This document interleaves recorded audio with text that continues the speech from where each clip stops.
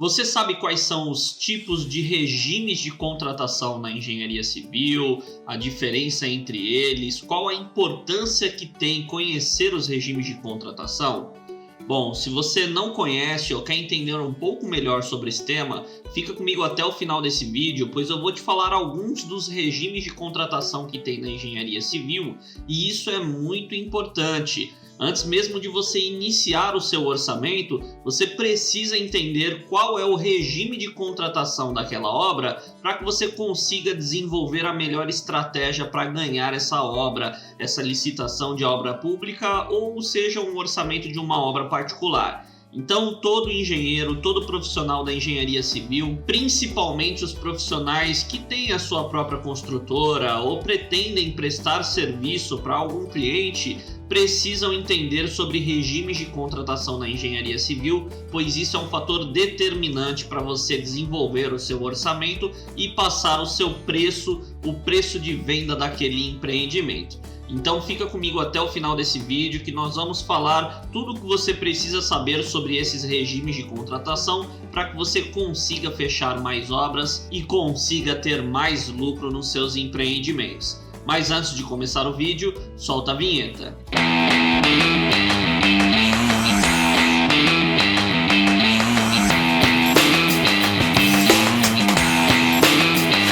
Olá, seja muito bem-vindo ao canal da MLP Engenharia e Construções. Eu sou o Marcelo Reina e no vídeo de hoje nós vamos falar sobre regimes de contratação na engenharia civil. Então eu vou falar os principais regimes de contratação que existem na nossa área para que você entenda cada um deles e saiba a diferença entre esses regimes de contratação, e no desenvolver mais à frente no vídeo eu vou te explicar o porquê que é imprescindível que você entenda sobre regimes de contratação. Então pessoal, aí na tela está passando alguns dos regimes de contratação que existem dentro da engenharia civil. Então vocês podem ver que nós temos a empreitada por preço global, a empreitada por preço unitário, a administração a preço de custo e a empreitada integral ou RDC, RDCI como também é conhecido, e nós vamos falar sobre cada um deles e o que difere um do outro. Então começando pela empreitada por preço global. Uma característica desse tipo de empreitada, pessoal, é quando se trata da execução da obra por um preço certo e total. Então ele é indicado quando os quantitativos dos serviços podem ser definidos com precisão. E o que é isso? A empreitada por preço global, o cliente ele vai te passar um projeto, vai te passar uma obra para você orçar e você precisa passar o preço para executar essa obra em sua totalidade. Então dificilmente você vai conseguir lá na frente apresentar um aditivo contratual por algum serviço que você acabou não considerando no seu orçamento, pois esse tipo de regime, por empreitada a preço global, subentende-se que você orçou tudo o que precisava. Então quando você passa o valor para executar esse tipo de obra, você vai passar um valor cheio, um valor total, e o cliente entende que tudo o que é necessário para executar aquela obra está dentro desse preço que você apresentou. Então itens omissos, de repente, itens que estavam no projeto, mas não estavam numa planilha de quantidades, alguns itens que dependem desse serviço para execução de outros serviços. Um exemplo, a fundação. Para você executar a fundação, primeiro você precisa escavar. Então vamos supor que o cliente te mandou uma planilha referencial e nessa planilha referencial tinha aço e concreto da fundação, mas não tinha o serviço de escavação. Então subentende-se que para você executar a fundação, você precisa escavar esse local para poder executar a sua escavação. Então esse item que ficou omisso naquela planilha de quantitativo, que seria a escavação desse exemplo, esse regime de contratação entende que todos esses omissos estão dentro do seu preço ofertado, estão dentro do seu preço final. Então por isso que ele é indicado quando os quantitativos eles estão muito bem definidos, pois se tiver um item como esse fora da planilha referencial ou algum outro serviço omisso, você dificilmente vai ser assertivo no seu orçamento, a não ser que você empenhe bastante tempo e energia em cima desse orçamento e consiga identificar todos esses itens omissos. Então, quanto mais preciso está esse orçamento, essa planilha de quantidades, melhor é esse tipo de contratação, mas ele tem esse risco de itens omissos serem obrigações da contratada, por entender que a contratada deveria ter verificado que todos esses itens estavam omissos e considerado o preço desses itens em seu preço ofertado. Então, por isso que eu deixei aqui que o risco ele é da construtora contratada, pois se você errou uma quantidade, de repente você precisava executar 1000 metros quadrados de alvenaria e na planilha estavam apenas 800 metros quadrados de alvenaria. Então essa diferença de 200 metros quadrados a mais é um risco da construtora, pois você deveria ter considerado os 1000 metros quadrados e não os 800 que estava descrito na planilha. Então por isso que esse tipo de empreitada é muito utilizado, mas ele tem esse risco para a construtora, que é algum erro no quantitativo, algum erro em itens omissos àquele orçamento. E aí pessoal, vamos falar agora de um segundo tipo de regime de contratação na engenharia civil, que é a empreitada por preço unitário. E aqui eu deixei, pessoal, para a gente frisar que segundo a Lei de Licitações e Contratos, a empreitada por preço unitário consiste na contratação da execução da obra por preço certo de unidades determinadas. E o que isso significa? Aqui embaixo eu dei um exemplo de R$ 45 o metro quadrado de alvenaria de bloco de concreto com espessura de 14 centímetros. Então o regime de contratação por preço unitário ele vai sempre especificar o serviço e ele vai ter um valor por uma unidade de medida desse serviço.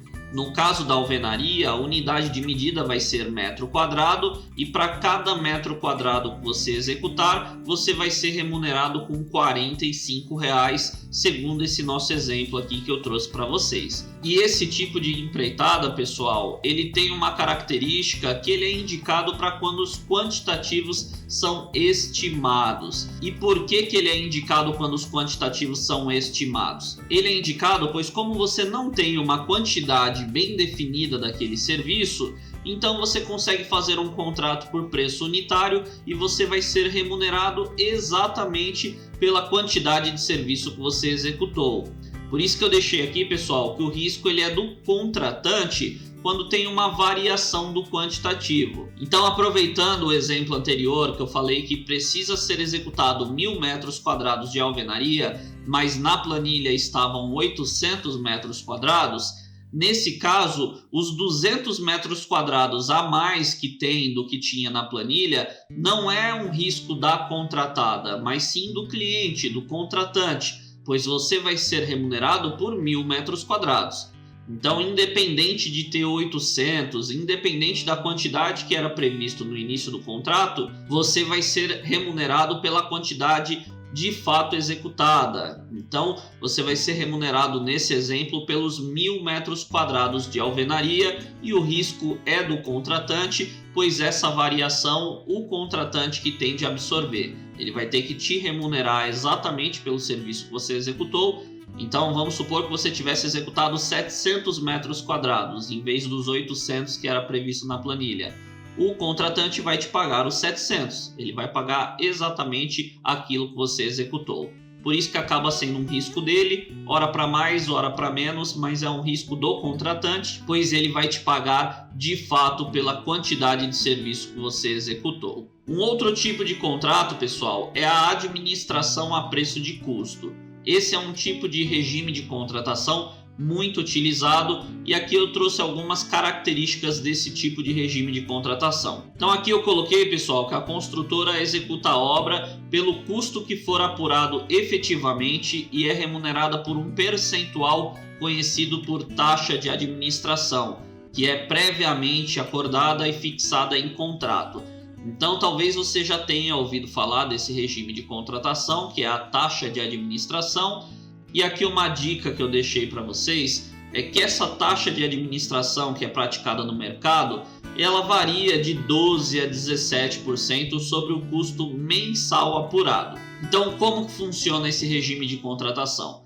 Você vai executar a obra e você vai ver tudo o que você executou naquele mês, todos os serviços, todos os materiais, mão de obra e qual é o custo total que você executou naquele mês, e você cobra uma taxa que você já acordou com o seu cliente, que está fixada no contrato. Você cobra exatamente essa taxa sobre o valor do que de fato foi executado, e você é remunerado apenas por essa taxa de administração. E aqui eu trouxe, pessoal, que o risco ele é dividido entre contratante e construtora, pois podem haver variações de custos no decorrer da obra. O que isso significa? Pode ser que no decorrer da obra tenha algum reajuste de material e mão de obra, então pode ser que os materiais fiquem mais caros ou mesmo os materiais fiquem mais baratos. E como você é remunerado por uma taxa de administração, independente desse valor, você vai ganhar essa taxa de administração em cima desse valor. Então o risco ele é dividido entre contratante e contratada, pois se o preço dos materiais, da mão de obra sobe, a sua taxa de administração vai ser sobre esse valor que subiu e, consequentemente, você vai ser remunerado um valor um pouco maior. Ao mesmo tempo, se esse valor desse material baixa, tem algum desconto ou tem algum reajuste a menos de mão de obra ou material, a sua taxa de administração é a mesma e vai ser sobre esse valor que é menor do que era previsto anteriormente, e você vai receber uma quantia um pouco menor do que era esperado. Então, por isso que o risco ele é bem dividido entre contratante e contratada, pois você vai receber uma taxa do que de fato você executou, seja para mais, seja para menos. Se esse mês você executou 100 mil, você vai receber essa taxa de 100 mil. Se você executou no mês seguinte 10 mil, você vai receber no mês seguinte essa taxa referente a 10 mil. Então também são valores que não é um valor fixo por mês, é um valor variável em função do decorrer da sua obra, do desenvolvimento dessa sua obra, desse seu projeto. E aí você pode me perguntar, Marcelo, por que você está frisando o risco? Esses 3 regimes de contratação, você me falou o risco de cada um deles. E eu estou falando sobre o risco, pessoal, pois isso é um fator determinante na sua estratégia, no seu BDI, na composição do seu preço de venda. Se você não sabe o que é BDI, eu vou deixar passando aqui no card um vídeo onde eu te explico tudo sobre BDI, para que você entenda melhor o que é o BDI, como que funciona, o que faz parte do BDI. Você que já assistiu esse vídeo ou tem um conhecimento de BDI, entende o que significa e o que está dentro do BDI, você sabe que risco é um fator determinante no seu BDI. Então o seu BDI leva em consideração o risco que esse projeto, que esse empreendimento tem, e isso ajuda a definir o seu BDI. Então por isso que eu listei aqui os riscos, de quem que é o risco, se é da contratada, se é do contratante, ou nesse caso desse regime que é dividido entre contratada e contratante, pois em função do risco você vai ter um BDI maior ou menor, e isso afeta diretamente o seu preço de venda. Por isso que eu comecei o vídeo falando que conhecer os regimes de contratação é imprescindível para você definir a sua estratégia. Como você vai apresentar esse preço para o seu cliente, qual o BDI que você vai cobrar, se é um risco seu, se é um risco do cliente, e isso vai variar o seu BDI, consequentemente o seu preço de venda. Então, conhecendo o regime de contratação daquele empreendimento te ajuda a traçar a melhor estratégia para apresentar um preço para o seu cliente e conseguir vencer essa licitação de obra pública, essa obra particular, seja qual for a obra que você está executando, que você está orçando. Então, antes de fazer o seu orçamento, você precisa saber qual é o regime de contratação desse empreendimento para que você defina a sua estratégia e, consequentemente, defina o seu BDI e o valor que você vai apresentar para o seu cliente. E aí, pessoal, como prometido, o quarto regime de contratação que eu trouxe aqui nesse vídeo para vocês é a empreitada integral, ou como também é conhecido por RDC ou RDCI. Isso significa, pessoal, essa sigla significa regime diferenciado de contratação ou regime diferenciado de contratação integrado. E aqui eu trouxe algumas características desse tipo de contratação, desse regime de contratação, que ele é especialmente indicado para a implantação de projetos complexos que exigem conhecimentos e tecnologias que não estão disponíveis a uma única empresa. Aqui uma segunda característica é que o proprietário ele contrata o projeto global com uma empresa integradora e recebe o projeto concluído, pronto para operação, ou como é conhecido também no mercado por turnkey. E aqui eu deixei uma dica que esse regime ele é para obras públicas principalmente, e ele é conhecido no Brasil por RDCI, e os principais RDCIs aqui no Brasil são as obras do DENIT. Então o DENIT usa muito esse regime de contratação. E por que ele usa esse tipo de regime de contratação? Pensa que o DENIT ele quer executar uma nova rodovia, uma BR. E aí ele tem um projeto básico de como ele quer essa rodovia, como ele quer essa BR, o caminho que vai passar, mas ele só tem o projeto básico e ele quer contratar a execução dessa rodovia. Então a empresa que participar dessa concorrência, dessa licitação, ela deve desenvolver os projetos executivos dessa obra e ao mesmo tempo executar essa obra. Então ela vai pegar esse projeto básico, essa ideia do DENIT, e ela vai entregar a obra concluída, e todos os serviços que serão necessários já estão dentro do custo dessa empresa. Então, se precisar fazer uma passarela, uma ponte, um viaduto, tudo isso vai estar dentro do escopo oferecido por essa empresa. Então o DENIT ele passa um projeto básico para essas empresas e elas orçam tudo o que vai ser necessário. Então corte, aterro, a pavimentação, obras de drenagem, iluminação, sinalização, obras de artes especiais como passarelas, enfim, tudo o que é necessário para a execução desse projeto básico, essa empresa já vai considerar no seu custo e vai passar um preço para entregar essa rodovia funcionando de acordo com o que era previsto no projeto básico fornecido pelo DENIT. Então, outros tipos de obras também complexas, uma usina hidrelétrica, enfim, algumas obras complexas, elas têm essa característica desse regime de contratação por empreitada integral, pois envolvem vários serviços que de repente o órgão ou aquele cliente não consegue quantificar e gerenciar todos esses serviços, então ele contrata uma empresa para que execute e gerencie todos esses serviços. Então a empresa ela fica responsável pelos projetos executivos e por toda a execução, e por isso o termo turnkey, pois ela entrega essa obra funcionando. Então esse é um regime de contratação também muito utilizado. Muitas empresas privadas também usam esse tipo de contratação. Então, de repente, uma montadora de carros quer construir uma fábrica em algum local do Brasil. Ela pode contratar e optar por esse regime de contratação e contratar uma empresa para entregar esse galpão 100% operante, então totalmente executado, e a empresa ela vai construir esse galpão para essa montadora e entregar ele com tudo funcionando, com tudo executado, todos os itens executados. Então ela vai pegar aquele projeto básico de quantos metros quadrados seriam esse galpão, as áreas que teriam dentro desse galpão, e ela vai entregar essa obra 100% concluída. Então vocês podem ver que não apenas obras públicas, mas obras privadas também podem optar por esse tipo de regime de contratação.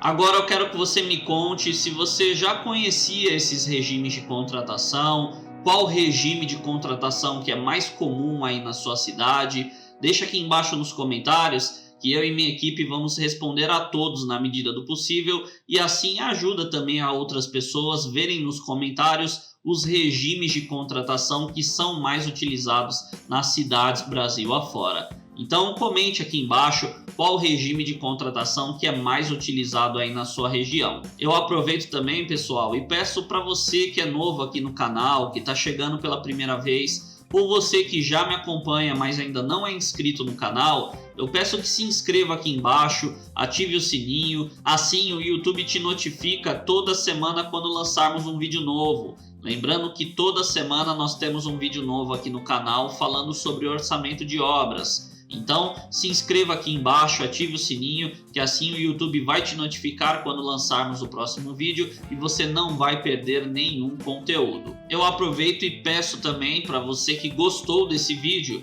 que deixe seu like, deixe seu joinha aqui nesse vídeo, pois isso ajuda muito o canal a crescer e me ajuda a entender que de fato esse conteúdo está sendo relevante e que está agregando na sua carreira. O meu muito obrigado a você que me assistiu até aqui e nos vemos no próximo vídeo.